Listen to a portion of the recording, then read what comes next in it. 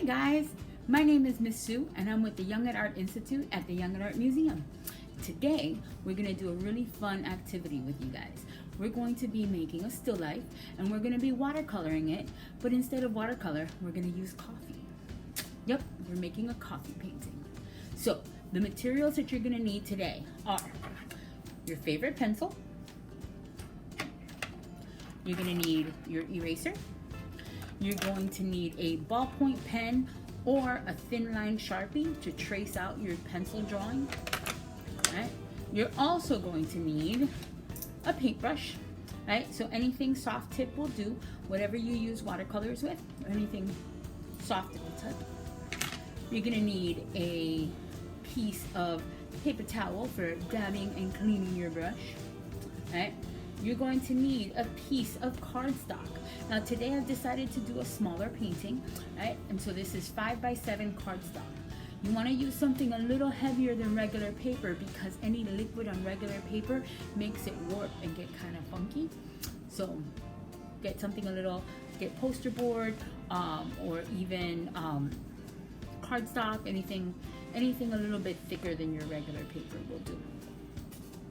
Now, I'm doing a still life, so I want some still life items to be able to paint. So here I have my regular coffee cup and I have a couple cookies that I'm going to draw as well.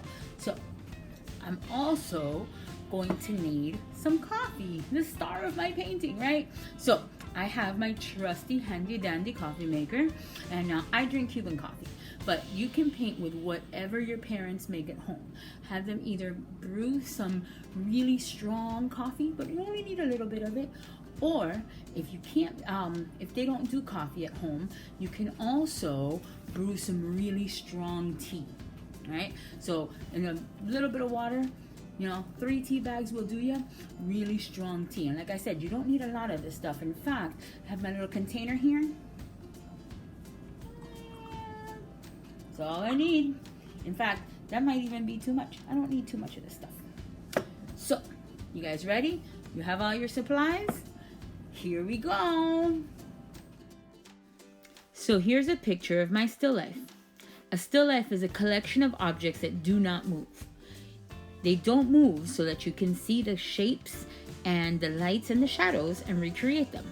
You can use as much or as little of a still life as you like, but the point of it is to draw what you see, not what you think is there.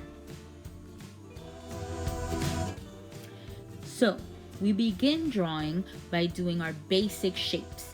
Look at your still life and pick out basic shapes of your objects.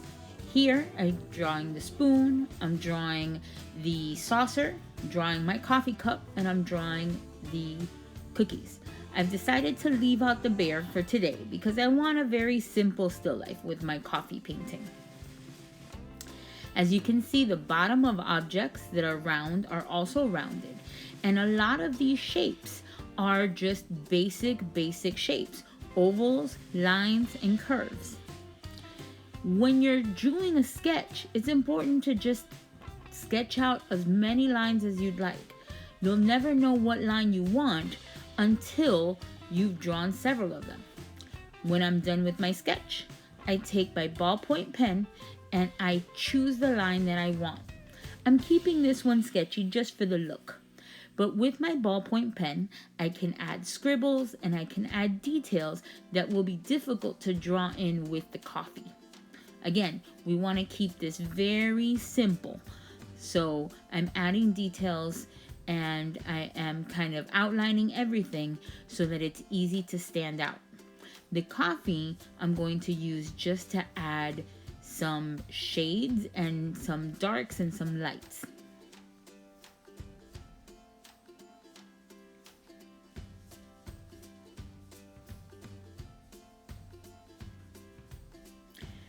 Once I'm finished with my ballpoint pen, make sure to get all the pencil off. So I'm gonna get off all the pencil marks. Then I'm ready to start painting. When I dip my brush, I make sure to take just a little bit of coffee on it. I don't want to overwhelm and flood my painting right away. I'm gonna start with a base coat of coffee. And what I'm doing is I'm putting a layer of coffee everywhere I see a shadow. So where my still life is a little bit dark, I add some coffee. The way that I'm gonna make this darker is by layering the coffee. So right now I gotta put layer number 1 on. If you notice, I want to go with a really light touch, and I kind of use the coffee until it almost runs out of my brush, until my brush is no more on there, right? If it's too much, I can always dab it on my paper towel. If there's too much on my brush, I can dab it on my paper towel to make sure that I don't go too dark at first. I don't want to wet my paper too much either at the beginning.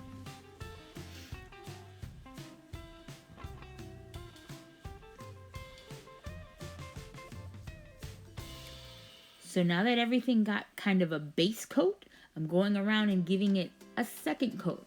Notice how now that it's going to get darker and darker.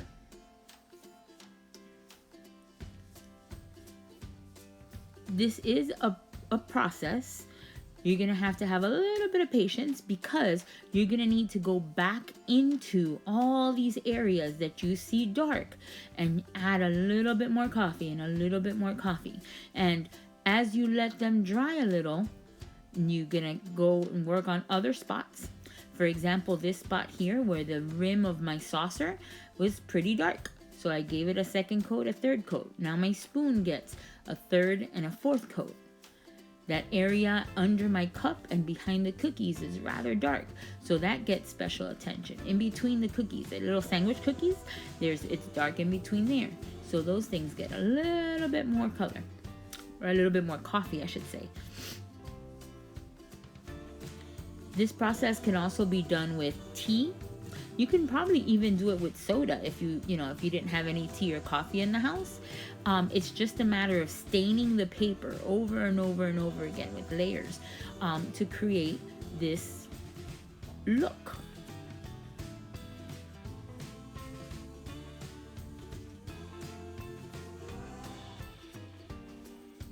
A little bit of shadow. Now I want to leave some parts white. The highlights of my painting, I'm just leaving the white of the paper. I don't want to make everything coffee color because then there's no contrast. Make sure to leave some white in your painting.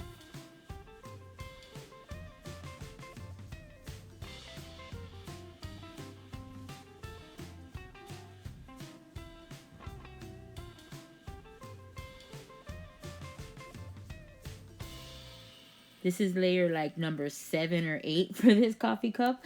So as you notice, you just have to keep going into there. The name of the game with this is layers.